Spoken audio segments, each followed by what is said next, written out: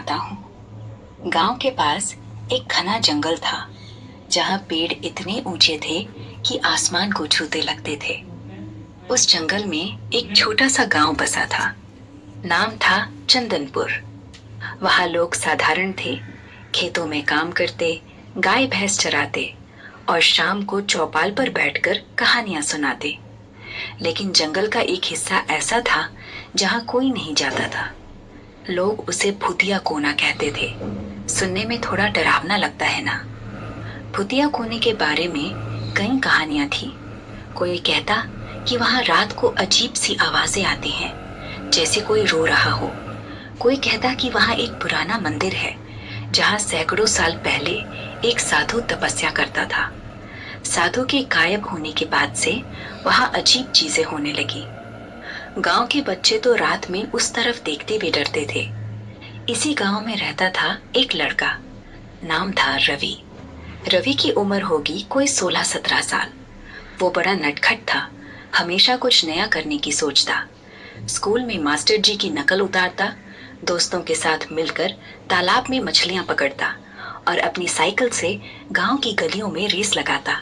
उसकी साइकिल वैसे पुरानी थी, लाल रंग की, और जब चलती तो चर चर की आवाज करती। गांव वाले उसे देखकर हंसते। अरे रवि, ये साइकिल तो तेरे से ज्यादा बोलती है। एक दिन रवि अपने दोस्तों मोहन और सूरज के साथ स्कूल से लौट रहा था। रास्ते में भूतिया कोने की बात शुरू हो गई। मोहन बोला, सुन रवि, तू तो बड़ा बहादुर बनता है, कभी गया है भूतिया कोने में? रवि ने हंसते हुए कहा, अरे वहां क्या, बस जंगल है, पेड़ है और हवा की आवाज को तुम लोग भूत समझ लेते हो।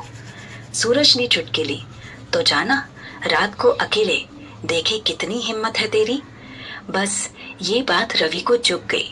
उसे लगा अगर उसने ऐसा नहीं किया तो गांव में सब उसका मजाक उड़ाएंगे। उसने ठान लिया कि वो उस रात भूतिया कोने जाएगा। उसने अपने दोस्तों से कहा, ठीक है, रात को 10 बजे मैं वहां जाऊंगा, तुम लोग चौपाल पर इंतजार करना। मैं वहां से कुछ लाकर दिखाऊंगा ताकि तुम्हें यकीन हो। रात हुई, गांव में सन्नाटा था। सिर्फ कुत्तों के भौंकने और झिंगुरों की आवाज सुनाई दे रही थी। रवि ने अपनी पुरानी साइकिल उठाई, एक टॉर्च जेब में डाली और चुपके से घर से निकल गया। माँ पिताजी सो चुके थे, वरना वो उसे कभी जाने न देते। जंगल का रास्ता अंधेरा था। साइकिल की चर चर की आवाज के अलावा बस पत्तियों की सरसराहट सुनाई दे रही थी। रवि का दिल जोर जोर से धड़क रहा था, लेकिन वो खुद को समझा रहा था, अरे रवि, डरने की क्या बात, ये सब अफवाहें हैं। जैसे ही वो भूतिया कोने के पास पहुंचे, हवा ठंडी हो गई। पेड़ों की छायाएं ऐसी लग रही थी जैसे कोई खड़ा होकर उसे देख रहा हो। रवि ने टॉर्च जलाई।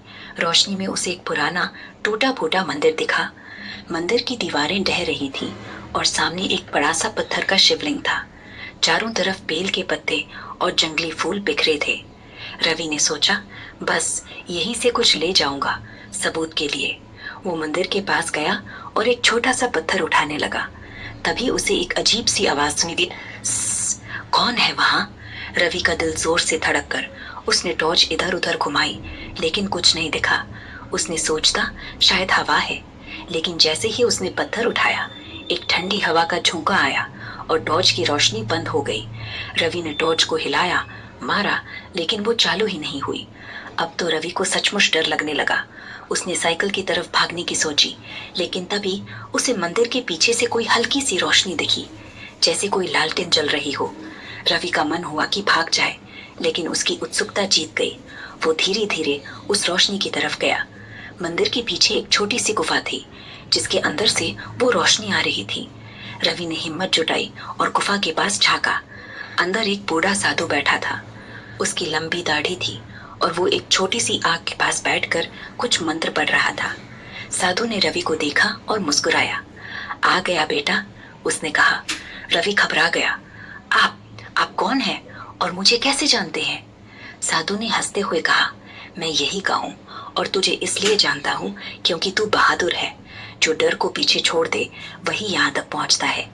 रवि को समझ नहीं आया कि ये साधु सच बोल रहा है या मजाक कर रहा है। उसने पूछा, तो ये भूतिया कोना क्या सच में भूत है यहाँ?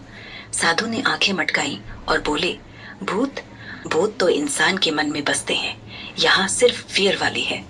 रवि ने सोचा। जैसे ही वो दिन डर कर लिया, साधु ने उसे कुतुब को कहने को बदल दिया।